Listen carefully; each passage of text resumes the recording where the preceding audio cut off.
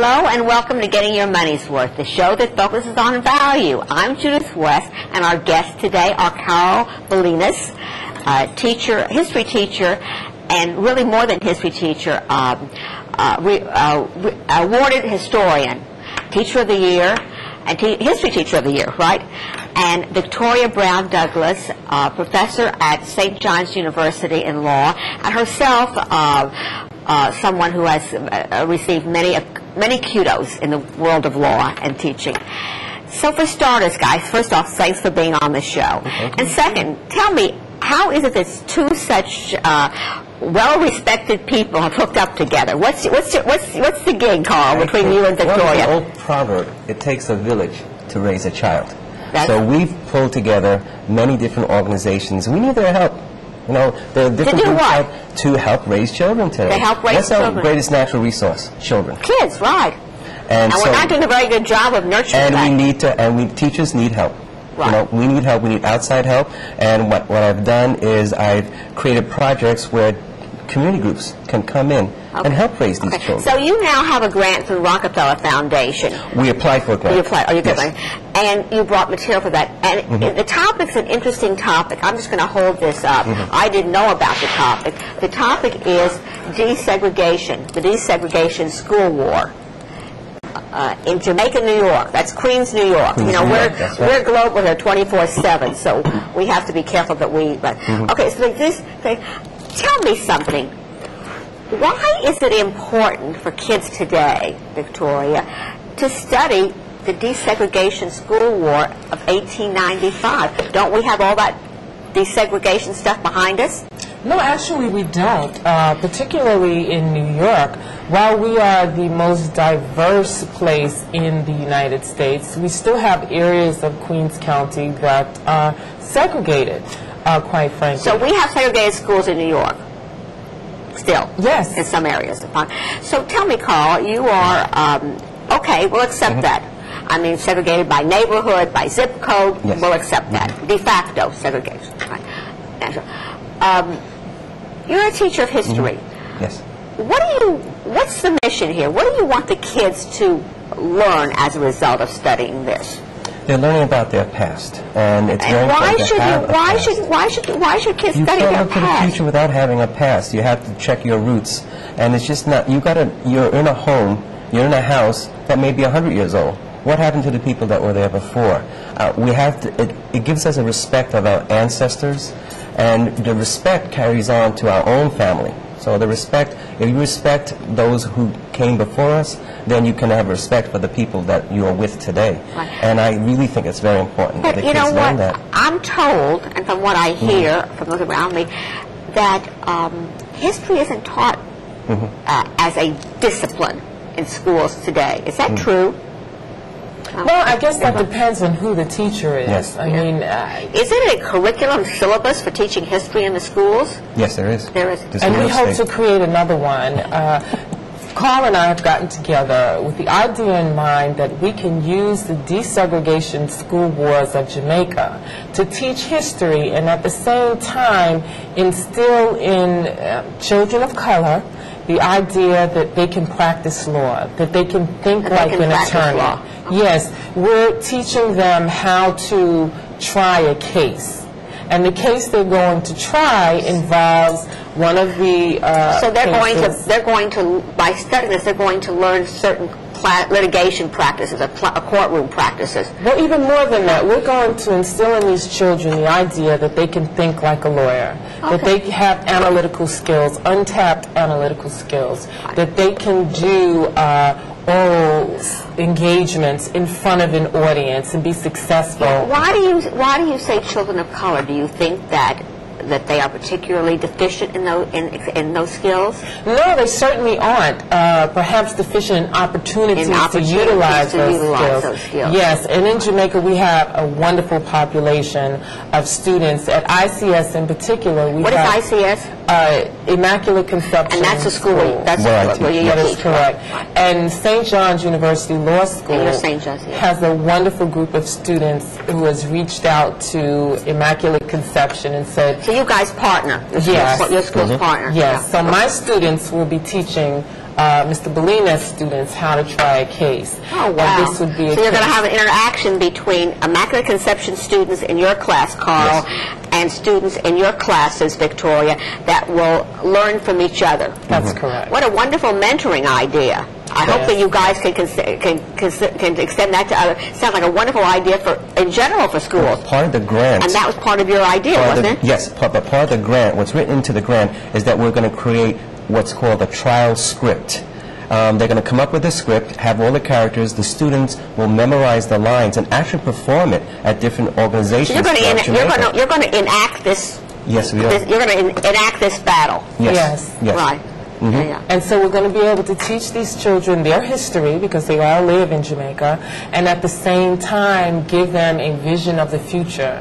They too can be lawyers and even president now, right? Exactly. They can see by watching. Yeah, right. And you know, exactly. And the girls in your class can see that. I mean, this is sort of the farthest that a woman ever got in seeking the presidency. That's right. In fact, at the end of this program, my daughter will be able to say, "Mommy, I can be president." Right. Yeah. And I'm hoping to instill that in all of the students that I see us. Kids. And we're hoping with the trial script that we create, we can put it into a package and send it to other schools through the public library system so that other schools can use So I wanted to ask you, you also, a piece of your partnership is the Queens Public Library. Yes. So at the same time, what is the Queens Public Library going to offer you? What's their contribution to this agenda? The value of them was their grants manager. When we came up with the idea, I approached different organizations. King Manor, which is a museum in Jamaica, is part of us. Maple Grove Cemetery, because San Francisco is buried there, is helping us, a partner. And then Queensboro Library. When I told them about the idea, they sent me straight up to the grants manager. She helped me write this, free of charge. I mean, you know how hard it is to write grants. We're also going to be able to use their Long Island room, which is has a vast resource. And you're going to have the students go directly to the resource material. As opposed to reading about how it was done on the internet, they're going to actually go to the... They're going to the original resource, which I think we've had on our show, the Queens Public Library. It's a wonderful, wonderful institution and very diversified. Yes. But you have a history of your kids doing extraordinary things. We have done. Yeah, you have a history. So, Carl,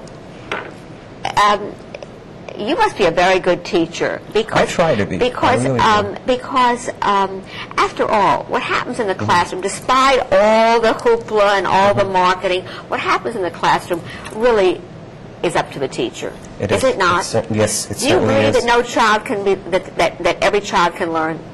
Absolutely. Do you believe in no child left behind, that we have a right to expect every child to learn? You really have to put your heart and soul into it. What makes you a special kind of teacher? If we could only put this in a bottle, and we'd all be very right. I want to see that light bulb go off. And students come sometimes in the first day of school into my classroom, they say, social studies. I've never passed a social studies class. And then you have to change that whole mentality. And you do different things. You don't use a textbook solely. You have to do projects and different ideas. One of the things, internet is wonderful, but it can also be a problem. Yeah. I give them a report to do, a famous person. They go to the internet, push a button, cut and paste. Yeah. How do you learn? So I had this problem. What do I do? So I said, all right, give me that cut and paste, but then I want you to write a speech 1 minute long in the first person, as that person, highlighting the important parts. As if you were that person, yeah. Exactly. And then what we do is we put costumes on, we get costumes. One evening, each year, they do this presentation in front of their parents. And they line up, and we added, another problem was I had so many kids, how to keep them quiet. So I came up with the idea of, let's make it a wax museum. A wax so museum, all the what a kids wonderful are idea. sitting there with their eyes closed. There's a donation. They put a little cup by their feet. They drop a coin in. They open up their eyes. They stand up and they say, I am George Washington. And it's 1 minute long, and they sit down again, and the parents go around. I mean, you came to that. It's fascinating to see. So how did you two of you meet? Well, actually, St. John's University has a relationship with some of the elementary Catholic schools. I see. And for our service day commitment, we try to engage one of the elementary schools. And in this instance, I wanted to keep going with it. I was drawn into it. I met Mr. Ballenas because my students wanted to work with his students to do a trial play, basically. We did that, and then Mr. Ballenas and I hit it off. And my daughter, I put my daughter in this school in part because of what he is doing. You guys are so friendly. Why don't you call him Carl? I do now. Let me tell you, Mr. Ballenas, he doesn't just teach. At every opportunity, he transports these children into other periods in time. I can go on that. his floor and see mummies and what is it? Little mummy, little Ushaki figurines from the time of Egypt. Fascinating, and you want your child to have that. And when you see children are getting this, as an educator myself, I want to add to that. I want to give them more. I know, it's a wonder. Just I'm sitting here and I'm, I'm smiling. I'm just enjoying listening to you guys talk because it is, something. You ask a person what they remember about school. Yes. Very few kids are going to say, "Oh, I remember such a wonderful gym," or "I remember." They're going to say, "Oh, I remember Mr. Ballenas. Yes, he was a teacher who taught me what history was," or "I remember Miss Brown Douglas who taught me law." Right. Yes. That's what kids remember. And we used to, when I used to teach, we always called the VIP, the very important person in a kid's life, was often a teacher. And it's wonderful that you have picked up that role model. Are there more like you coming up the ranks, Carl? I think there are. I think there are many teachers I have students who have become teachers. And so it's because they've told me that I've learned so much and I want to continue that tradition. And that's what you do. You pass on the tradition. Right, with exactly. The students. And I suppose with you with your kids too. Your kids, we don't have a lot of time, but your kids also won. You guys won an award for a book. We won, yes. You have it with you, Jacob's Gift? Jacob's Gift. Right. And here's... That came out because... This is Jacob Reese. How did this come out? Reese. We don't have too much time. We did a tour at the cemetery. It brought it out of the classroom into the cemetery. The kids actually And they found this, or they found this in the cemetery off of a gravestone? Yes, and they did the research. Now what happened is we put it online, and Layla Reese, the great-granddaughter, found us. Yeah. And then... and as a result, you guys went to Denmark? We went to Denmark because of this. What a wonderful... And we found out from newspaper articles that Jacob Reese brought Christmas caroling to America. A lost story. And the kids did their research, and they said, let's do a children's book. Right. So we got another grant of $3,000. It's a wonderful story, and I'm so happy to have you guys. We hear so much about what's wrong with education, and it's such a pleasure to hear what's right. Oh, thank you so much. And the two of you have worked to bring this together and make this happen for kids. You certainly have our admiration, and I'm sure many of our viewers. Thank you. Carl Ballenas, okay, and Virginia Brown Douglas. Victoria Brown Douglas. Victoria Brown. Why do I want to call you Virginia? Because you look like a Virginian. I've heard that before. Okay, good. Victoria. It just shows you. Victoria Brown Douglas, St. John's Law and Immaculate Conception School, Jamaica Estates. Jamaica Estates. Thank you guys for being on the show. Thank you for having us. Thanks for watching. I'm Judith West. For more, watch Getting Your Money's Worth, NYC.com.